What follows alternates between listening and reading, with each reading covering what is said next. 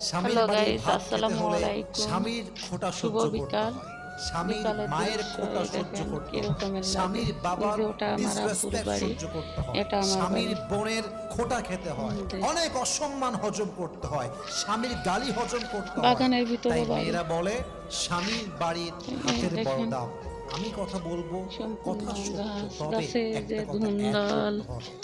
যদি অনেক আপনার পাইকে স্বামীর পাইকে বাড়ির গেছে ভাতের গাছের দাম ভিতর এত বেশি দিয়ে। মনে হয়, তবে মাথায় রাখবেন বিয়ের পরে তাদের উপরে উঠে স্বামীর বাড়ির ভাতের দাম যে পরিমাণ বেশি, আপনার যে ধান নিজের কাটতেছে, বাপের যে চাল ঘরের কুমড়া ভাতের ধরে দাম রয়েছে। তার চেয়ে বেশি। দেখেন বুঝবেন জাস্ট তালাকটা নিয়ে গাইস, কেমন হলো দেখতে, জাস্ট কেমন তালাকটা লাগে হোক, একটু বাসায় যান, কমেন্টে 3 বলবেন। মাস থাকেন, 4 মাস কলিজার থাকেন, ভাই ও 5 মাস বোনেরা, থাকেন, স্বামী নাই তালাক আসসালামু হয়ে গিয়েছে, আলাইকুম, শুভ তখন বিকাল। বুঝবেন কে কোথা থেকে স্বামীর আমার বাড়ির ভাতের ভিডিওটা দাম বেশি দেখতেছেন নয়, একটু এখন তো শেয়ার মনে করে হচ্ছে দেবেন। বাপের আপনাদের বাড়ির কাছে ভাতের আমার দামই বেশি হয়ে অনুরোধ। গিয়েছে, ঠিক কিনা বলেন?